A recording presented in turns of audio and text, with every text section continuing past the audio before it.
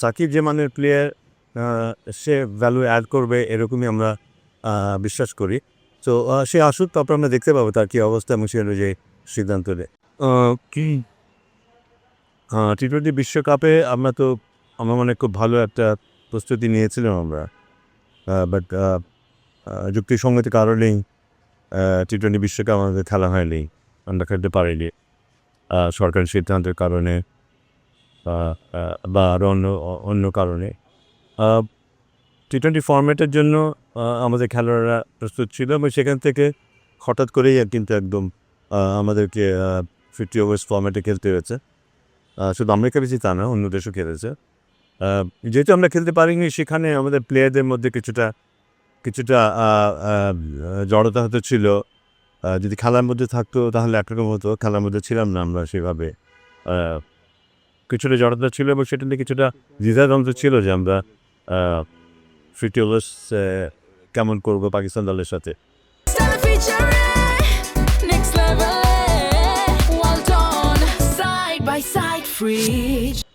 কিন্তু আমি বলবো যে কৃতিত্বটা পুরো দলের, কৃতিত্বটা পুরো টিম ম্যানেজমেন্টের, যে বিশ্বকাপের সেই ব্যাপারটাকে পিছনে রেখে ওরা যেভাবে ইতিবাচকভাবে ব্যাপারটাকে নিয়েছে এবং প্রস্তুতি যখন আমরা নিচ্ছিলাম তখন তাদের যে মানসিকতা ছিল সেটা সত্যি অর্থেই কমেন্ডেবল। আমরা ডেফিনেটলি আমরা ঘরোয়া ক্রিকেটে কিছু আয়োজন আমরা করেছিলাম সত্যি, যা সত্যি খুব ভালো মানে, কিন্তু ক্রিকেটাররা যদি সেখানে সেভাবে নিবেদিত না হতো তাহলে মনে হয় না যে আমরা এত বেটার প্রিপেয়ার্ড দল নিয়ে পাকিস্তানের সাথে খেলতে পারতাম। সো আমার মনে হয় যে আমাদের প্রিপারেশনটা খুব ভালো ছিল। আমরা যে বিসিএল খেলেছি, আমরা যে ন্যাশনাল টিম ভার্সেস বিসিএলের rest of the teams players নিয়ে খেলেছি, এই খেলাগুলো খুব কাজে লেগেছে। এখানে যে প্রতিদ্বন্দ্বিতা ছিল, কিছুটা আন্তর্জাতিক ম্যাচের আবহ ছিল, যার কারণে এক ধরনের মানসিক প্রস্তুতি ওখান থেকেই নিয়ে আসতে পেরেছিল খেলোয়াড়রা, যার ফল আমরা এই সিরিজে দেখেছি। 2-1 সিরিজ আমরা জিতেছি, যেটা কিছুটা চাপে আমাদের থাকতে হয়েছিল, কারণ এই সিরিজ জেতা, ম্যাচ জেতার সাথে আমাদের সামনে বিশ্বকাপের যোগ্যতা অর্জনের ব্যাপার ছিল 20 ওভার্স ফরম্যাটে। তো এই র্যাঙ্কিংয়ের ব্যাপার নিয়ে আমরা কিছুটা চাপে ছিলাম, দল চাপে ছিল। তারপরে আমি বলবো যে খুব ভালো ক্রিকেট আমরা খেলেছি এবং আশা করছি যে এটা ক্রমাগত আরও ভালো হতে থাকবে। এটার মধ্যে আসলে তেমন কিছু নেই ব্যাপারটা। আমরা আসার পরে কিন্তু সবাই যদি খেয়াল করে দেখে, আমরা যেখানেই খেলেছি সেখানে আমরা বলেছি আমরা ভালো উইকেটে খেলতে চাই, বিরুদ্ধে ঘাস ছিল। সবাই যদি একটু পিছনে ফিরে থাকে, আমরা সিলেটে আমরা গ্রাসের উইকেটে খেলেছিলাম যেভাবে টেস্ট, এবং আমরা টেস্ট ম্যাচ হেরেছিলাম, কিন্তু সেটাতে আমরা পিছিয়ে যাইনি। কিন্তু আমরা জানতাম যে প্রথম হয়তো একটু আমাদের অসুবিধা হতে পারে, কিন্তু আলটিমেটলি এই ধরনের উইকেটেই আমাদের খেলতে হবে। শুধু ঘরের মাটিতে তো আমরা খেলবো না, বাইরেও খেলবো। সো সেই মানসিকতা নিয়ে কিন্তু আমরা এই আয়োজনগুলো করেছি এবং প্লেয়ারও সেটা সেভাবেই কিন্তু ওরা অ্যাপ্রিসিয়েট করেছে। এবং সেই কারণে আমরা দেখেছি যে আমাদের এখন শক্তির যে আসল জায়গাটা, আমাদের পেস বোলিং, সেটা কতটা কাজে লেগেছে সেটা আমরা দেখতে পেরেছি এই সিরিজটা। সো আমার মনে হয় যে আমরা এইভাবেই আমাদের অন প্রিন্সিপাল আমরা ভালো উইকেট খেলতে চাইব। দেশের যত উইকেট আছে আমাদের ক্রমাগত চেষ্টা থাকবে সেই উইকেটগুলোকে আস্তে আস্তে একটা রূপান্তর ঘটানো। শুধু যে টপ লেভেলে ক্রিকেট এখানে এই লেভেলে এরকম উইকেট হবে তা না, তারপরে যে লেভেলগুলো আছে সেখানে আস্তে আস্তে এই ধরনের উইকেট খেলা, এবং এটা খুব জরুরি হবে। কারণ এর মধ্যে দিয়ে ওদিন মিরাজের সাথে কথা হচ্ছিল যে এই ধরনের উইকেট যত হয় তখন তাদের জন্য চ্যালেঞ্জ হয়ে যায় ভালো বল করা। যেখানে উইকেট টার্ন থাকে খুব সহজে ওরা বল করতে পারে, খুব সহজে সাকসেসফুল হয়। কিন্তু এই ধরনের উইকেটে বল ঘোরানো সহজ না, সাকসেসফুল হওয়াটা সহজ না, তখন নিজে থেকেই নতুন কিছু বের করতে হয়। আমরা দেখেছি মিরাজকে সেই চ্যালেঞ্জটা ফেস করতে, এবং মিরাজ নিজের বলিং নিয়ে কিন্তু বেশ কিছু দিনের কাজ করছিল মুশতাকের সাথে, ও তার রেজাল্টও আমরা দেখেছি। কিন্তু এই সিরিজে Miraz have been very economical, উইকেটেও বেশ কিছু পেয়েছে, কিন্তু মিডল ওভারগুলোতে সে খুবই ইকোনমিক্যাল ছিল।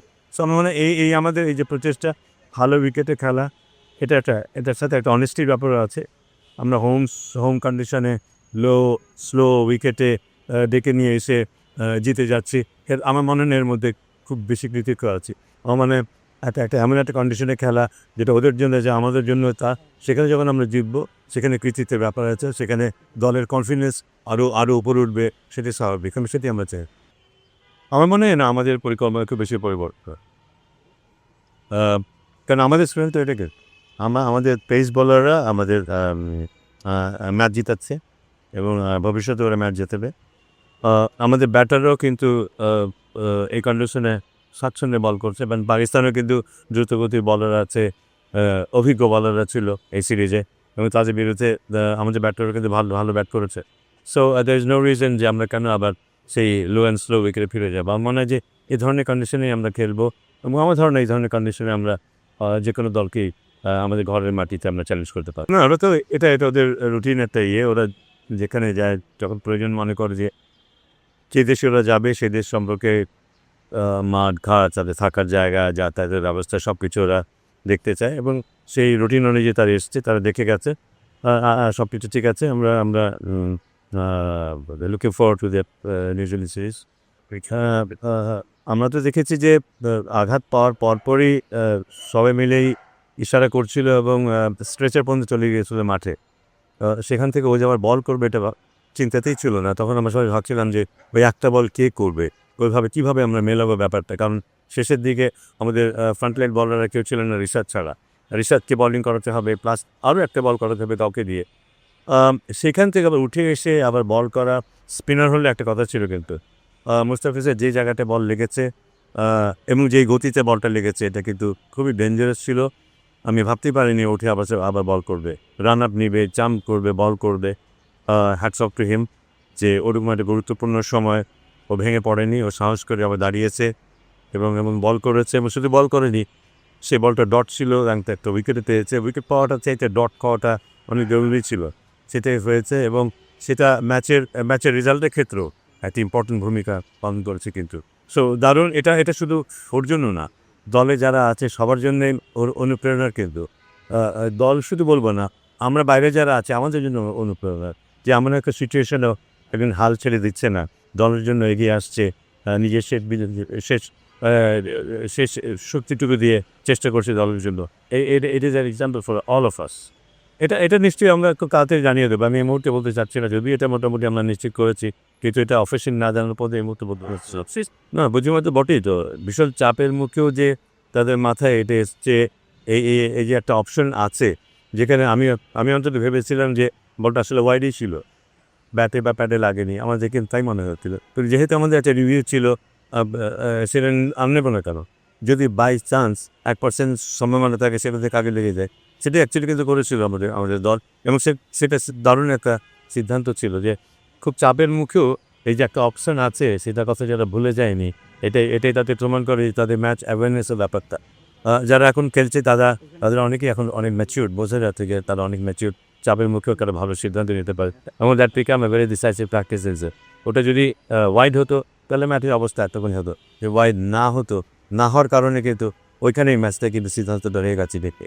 সো এটা দারুণ একটা সিদ্ধান্ত। আমাদের ক্যালেন্ডারে যেসব খেলা আছে, যাদের সাথে খেলা আছে তাদের সাথে সবসময় যোগাযোগ থাকে, বিভিন্ন ব্যাপারে, বিভিন্ন প্লেয়ারিফিকেশনের ব্যাপারে যোগাযোগ থাকে, কোথায় খেলা হবে, কী খেলা হবে, কী নিয়ন্ত্রণ থাকবে, কার সুবিধা আছে, কী সুবিধা আছে, কে অ্যাডভান্টেজ চায়, এরকম যোগাযোগ কিন্তু সবার সাথেই চলছে।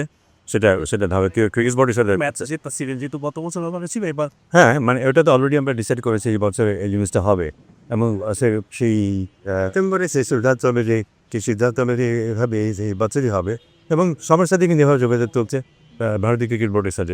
তার এক পজিটিভ কিনা? হ্যাঁ, আমার ধারণা সবাই পজিটিভ। যত কোনো দল আছে আমাদের এখানে আসার কথা আছে, সবাই পজিটিভ। আমাদের হাতে যতটুকু সময় আছে আমি জানি না বাজারটা আমরা চলেও আসতে পারে। চলে আসলে আমাদের যে স্বাভাবিক যে প্রক্রিয়া আছে সেই প্রক্রিয়া তার ব্যাপারেও অনুসরণ করা হবে। মানে একজন প্লেয়ারকে কিন্তু আমরা তখনই একটা দলে অ্যাড করব যখন সে ভ্যালু অ্যাড করবে দলে। সাকিব যে মানের প্লেয়ার, সে ভ্যালু অ্যাড করবে এরকমই আমরা বিশ্বাস করি। তো সে আসুক, তারপর আমরা দেখতে পাবো তার কী অবস্থা এবং সে অনুযায়ী সিদ্ধান্ত নেয়। আশাবাদী কিনা যে ইন্টারনেট সিরিজে তাকে পাওয়া যাবে? আশাবাদী, বাট সময় যে খুব বেশি আছে তা তো না।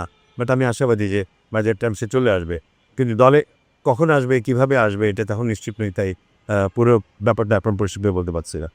For more updates, subscribe to our YouTube channel and click on the bell icon. Follow us on Facebook and Instagram.